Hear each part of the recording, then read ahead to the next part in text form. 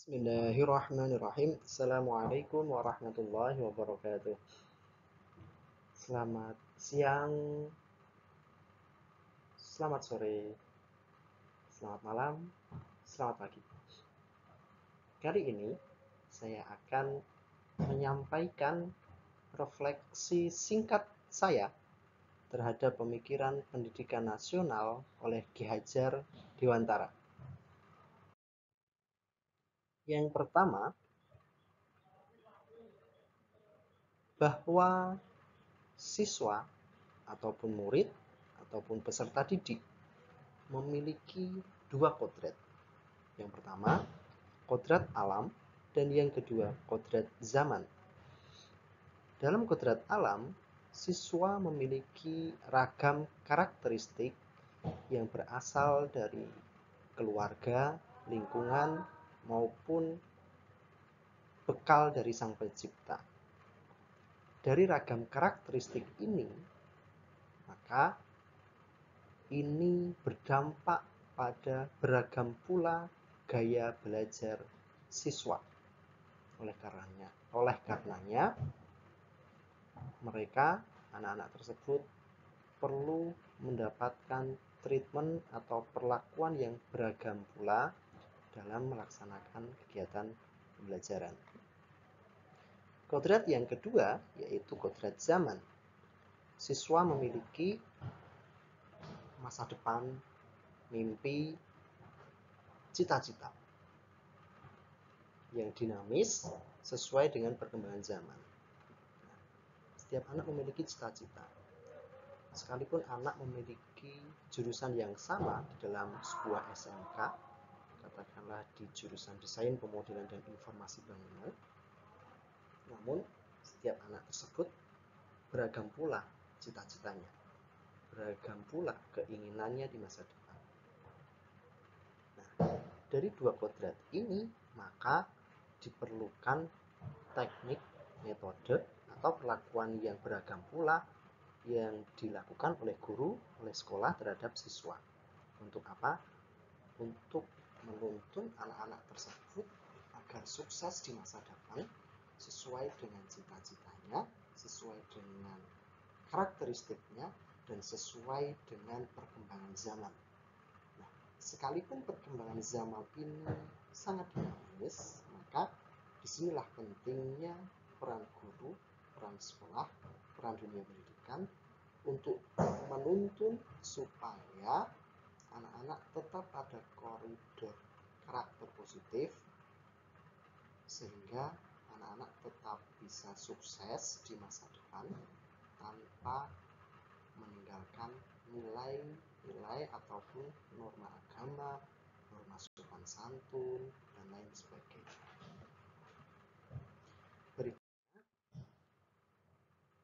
semboyan Ki Hajar Dewantara ataupun Dewantara ada 3. Ing ngarsa sing tuladha, ing madya mangun kaksa, dan tutwuri handayani. Akan saya sampaikan mulai dari yang bawah, tutwuri handayani.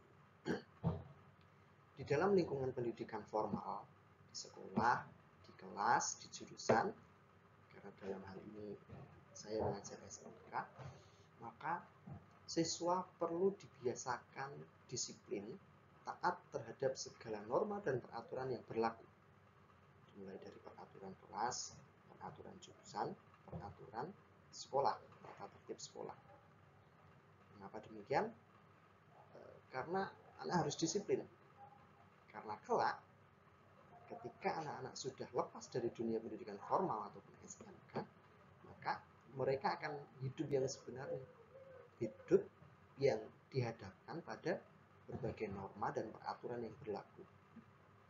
Misalkan, anak akan bekerja di suatu perusahaan, maka perusahaan itu akan menerapkan suatu peraturan-peraturan yang harus ditaati. Misalkan pula, anak akan melanjutkan di jenjang yang lebih tinggi, kuliah. Di dalam lingkungan kampus ataupun perguruan tinggi, maka di situ berlaku pula peraturan-peraturan yang berlaku. Misalkan pula, anak tersebut akan berwirausaha. Karena lulusan SMK adalah bekerja, melanjutkan maupun berwirausaha. Dalam lingkungan berwirausaha, maka tetap berlaku aturan-aturan yang diterapkan. Begitu pula di dalam kehidupan bermasyarakat. Ada norma-norma kesopanan, ada norma-norma yang berlaku. Sehingga dengan pembiasaan disiplin terhadap norma dan peraturan ini, kelak siswa akan mampu membawa dirinya untuk survive dan berkembang menjadi pribadi yang tangguh. Masuk pada semboyan yang kedua, yaitu ing madya manungkarsa. Di sini menurut saya siswa usia SMK, usia-usia remaja, baik laki-laki maupun perempuan, secara umum memiliki kondisi fisik dan semangat yang prima, bahkan kadang-kadang menggebu-gebu. Nah, kondisi ini, semangat fisik dan menggebu-gebu ini, melalui sekolahan, melalui pendidikan, sekolah memiliki porsi, memiliki peran untuk mengarahkan potensi tersebut. Potensi semangat itu perlu diarahkan melalui pembelajaran.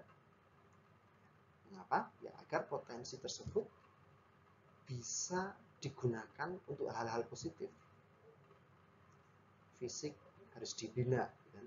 Supaya kelak ketika dia akan bekerja di TNI, Polri, di industri, dia akan memiliki kekuatan fisik, ketahanan fisik yang prima.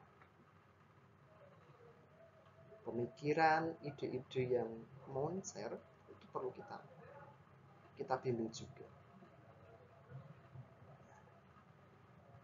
sehingga pembinaan potensi tersebut itu perlu diarahkan supaya bisa mendukung suatu kebijakan, mendukung suatu mimpi atau cita-cita masa depan.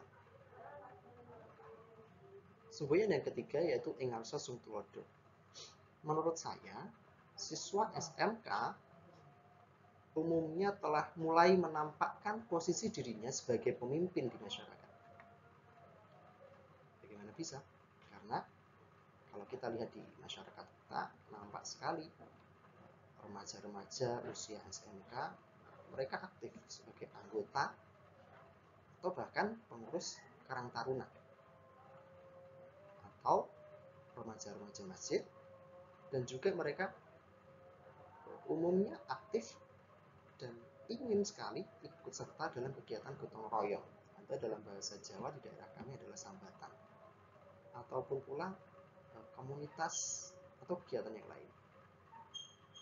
Nah, oleh karenanya siswa perlu dilatih untuk menjadi pemimpin agar kelak mampu menghadapi tantangan hidup yang sebenarnya. Karena kelak anak-anak ini pasti akan menjadi pemimpin. Pemimpin pada masanya, pemimpin pada lingkungannya. Dari mempelajari modul tentang pemikiran Ki Hajar Dewantara ini, maka hal apa yang berubah? Menurut saya, yang berubah pada diri saya adalah munculnya kesadaran dalam diri saya bahwa ternyata siswa memiliki karakteristik yang amat beragam.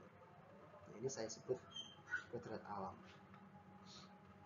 Dan juga menambah kesadaran bagi saya bahwa siswa berhak memiliki masa depan yang cerah. Bahkan menurut saya wajib, sekolah perlu mengantarkan siswa tersebut untuk meraih masa depan yang cerah tersebut, tentunya dengan posisi yang beragam pula. Yang ketiga, saya sadar bahwa menjadi guru itu adalah menjadi pribadi pembelajar, ya, walaupun guru tetap harus belajar sepanjang hayat. Dan yang keempat, mengingatkan saya bahwa kebaikan yang tidak terorganisasi akan terkalahkan oleh keburukan yang terorganisasi dengan baik. Nah, di sini untuk mencapai masa depan yang baik, masa depan bangsa gitu, kalau kita berbicara lebih besar, maka kita perlu secara bersama-sama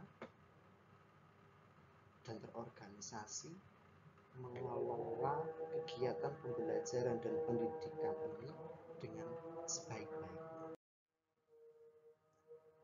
Dari kesadaran tersebut, setelah membaca atau mempelajari modul tentang pemikiran Ki Hajar Dewantara, maka yang akan segera saya terapkan, semoga bisa terlaksana dengan baik, adalah yang pertama menjadi pribadi pembelajar.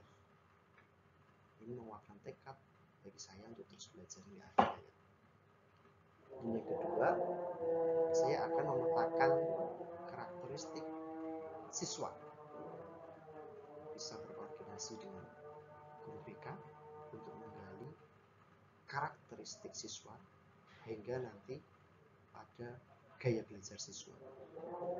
Yang ketiga, bersama-sama dengan tim, saya akan menentukan metode pembelajaran, tentunya berkaitan dengan karakteristik siswa ini. Nah, supaya apa? Supaya di dalam proses pembelajaran ini akan benar-benar mampu menyumbang kesuksesan siswa di masa depan. Sukses meraih masa depan, baik itu bekerja, melanjutkan, maupun berwirausaha. Demikian dari saya Sigit Harjo, SMK Muhammadiyah 1 Salam. Semoga sukses. Assalamualaikum warahmatullahi wabarakatuh.